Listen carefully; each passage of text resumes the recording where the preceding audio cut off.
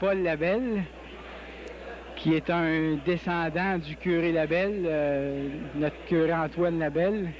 Puis, Je vais te corriger, oui. Je ne suis pas un descendant, parce que le curé Labelle n'a jamais eu d'enfant. Oui, mais vous êtes un... Je suis de la même lignée. De la même lignée, Bon. oui. Lui et moi, nous descendons du même ancêtre qui s'appelle Guillaume Labelle, comme d'ailleurs vous le verrez dans le livre que vous avez en main là. Vous avez sorti un livre en même temps du lancement du thème, oui? Une coïncidence qui a peut-être été recherchée, évidemment, mais depuis longtemps, j'avais en tête de publier quelque chose. J'avais écrit plusieurs fois dans l'Écho du Nord. J'ai fait des conférences aussi déjà devant différents clubs. J'ai donné des cours à l'école polyvalente et j'ai parlé évidemment du curé Labelle bien des fois. Alors je me disais, un bon jour, je vais rédiger ça et mettre ça dans un seul et même volume. Alors quand j'ai su qu'il y avait à Saint-Jérôme un lancement de thème, puisque l'occasion est belle, je lance le même jour que l'émission, le 16 septembre. Et vous devez être fier du thème qu'ont sorti du curé Labelle, oui? Bien, la réponse, vous l'avez là. Ça fait 3 jours que je suis ici avec vous autres dans le sous-sol de l'église. Hein? Bon, alors je suis très heureux parce que, comme vous le savez, hein, c'est plus un secret maintenant, j'ai été consulté par Jacques Hamel, qui était le concepteur du thème. Il est venu me voir au mois de novembre dernier, me demandant des renseignements sur le curé Labelle. Et puis, ce qui avait de drôle, c'est que lui déjà avait son plan. Hein? Oui, il y avait oui. un petit sketch d'un thème, c'est à peu près le même, mais seulement, il mettait en arrière beaucoup de montagnes. Il se croyait à Québec ici. Hein? Alors là, il m'a dit, en arrivant à Saint-Jérôme, je dis, non, il n'y a pas de montagne. Moi qui pensais qu'il y avait des montagnes. Alors, il était heureux d'être venu pour avoir corrigé son thème. Hein? Alors, nous avons parlé. Je lui ai fourni une photo authentique du curé Labelle, même le petit train du Nord que l'on voit sur le timbre. C'est un portrait que vous avez dans le livre. Oui. Et puis, l'église, c'est la même église que celle qui est ici, là, en montre. Alors, je suis très heureux, bien content. Et puis, je pense que ça fait de la vie dans Saint-Jérôme. Hein? Oui, qu'est-ce que vous en pensez de l'exposition Gérophilex 1? Bien, je trouve que c'est une belle idée d'avoir fait coïncider l'exposition en même temps que le lancement du thème. Hein? Oui, C'est la première fois que j'assistais, moi, à semblable exposition. D'ailleurs, je savais pas que ça existait, des congrès de philatélistes. Hein? Je savais qu'il y avait dans Saint-Jérôme beaucoup d'amateurs, beaucoup de gens qui aimaient à collectionner des thèmes. Mais vous étiez au courant qu'il y avait Qui une... était organisé oui. en sec, je ne savais pas. Vous ne saviez pas? Je pensais moi, que les gens travaillaient d'eux-mêmes, individuellement, mais de voir qu'il y a eu un esprit de groupe là-dedans, là. Alors, et puis, je pense que ça a créé, ça intéressant, dans oui. Saint-Jérôme, ça a créé beaucoup d'enthousiasme. Hein? Oui, oui. Bon, d'ailleurs, les témoignages que nous recevons des gens, là, que tout le monde nous dit, c'est magnifique, et puis ils sont très heureux surtout d'avoir eu le timbre du curé Labelle. On fait un petit peu orgueilleux, les Jéromiens. Hein? Alors, c'est un de leurs anciens curés qui n'est pas timbré, mais qui est sur un timbre. Mais dans ce livre-là, vous parlez de la vie du curé Labelle, d'Antoine Labelle? Bon, mais voici là. Il y a plusieurs livres qui ont parlé du curé Labelle. Hein? Bon. Oui, oui. Dans certains livres, on parle de son ministère à Saint-Jérôme. Ailleurs, on parle de son travail dans le Nord.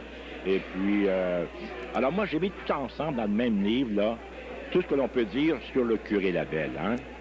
Et j'avais déjà des petites conférences que j'avais faites, moi, sur le rêve du curé Labelle. Tu sais que lorsqu'il était curé à Saint-Jérôme et qu'il allait dans le Nord pour la colonisation, lui, il rêvait beaucoup d'avoir à Saint-Jérôme un évêché.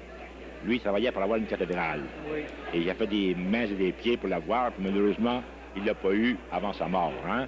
Alors, c'est venu près 60 ans après sa mort seulement. Alors, j'ai déjà parlé une fois, moi, déjà, de ce rêve du curé Labelle. Hein?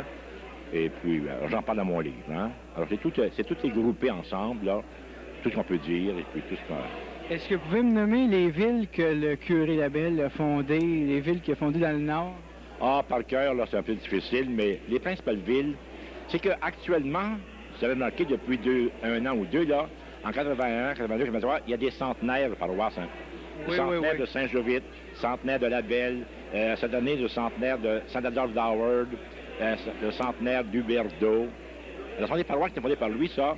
Saint-Jérôme est en 78. Lui, il avait amené des colons dans ces villes-là? Ah oui. Alors, à Saint-Jérôme même, il prêchait aux gens, puis il leur disait, ben, allez donc sur une terre. Alors, il prenait les gens, puis il mettait sur une terre, puis là, il y avait du choix du gouvernement pour eux, puis il les surveillait. Et puis, alors, je pense que c'est 29 ou 30 paroisses qu'il a créées de lui, son vivant. Puis après sa mort, ça a continué à se développer, hein. Mais le nombre exact, là, je ne sais pas où juste. Mais toutes les paroisses au-delà de Sainte-Agathe ont été fondées sous le temps de curé Labelle, hein. Mais les principales, là, c'est Labelle, d'abord, le nom de Labelle. La ville de Labelle, c'est... Oui. Et d'ailleurs, ils ont son monument dans Labelle même, hein. Oui. Et le monument qu'il y a à Labelle, c'est la réplique de la statue qui est ici, là. Cette grosse statue-là. En parlant de cette réplique-là, de cette statue-là, -là, c'est-tu une statue qui est unique en son genre ou quoi? Non. Voici. C'est que en 1891, bon, le curé est mort au mois de janvier. Oui. Alors, dans le cours de l'année, il y a un monsieur de Sainte-Thérèse qui s'appelait Olindo Gratton, un sculpteur sur bois, qui a fait la statue du curé Labelle. Alors, lui était fasciné par l'œuvre que Labelle.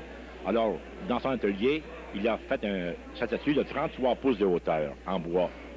Et on a tiré 50 exemplaires en plâtre, qu'il a vendu un peu partout, hein.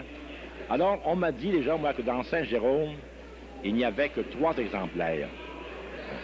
La statue qui est ici, nous l'avions au presbytère de Saint-Jérôme depuis très longtemps. Moi, je l'ai vu dans sa jeune prêtre en 31, puis elle était dans le bureau du presbytère, hein.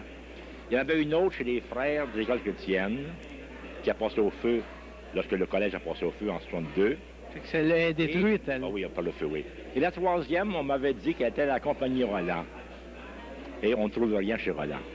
Ils savent pas où ce qu'elle est rendu? Ça avait du bon sens, hein, parce que le curé Labelle a fait venir les Roland Saint-Jérôme pour établir leur usine, hein. Alors, à cause de la relation d'amitié qu'il y avait avec les Roland, c'est normal qu'ils se soient procurés la statue, hein. Il y en a qui ont fait des fouilles dans le grenier de la compagnie Roland, puis ils ne trouvent rien. Puis les autres statues qu'il avait fait? Là, je ne sais pas. Mais je connais un type avec qui je suis en relation, un type de Toronto, Bernard Muller, qui fait actuellement une étude sur Olindo Gratton. Parce qu'il y a beaucoup d'œuvres de Gratton, hein. Il n'y a pas seulement que ça, hein. Il y a beaucoup d'œuvres de Gratton.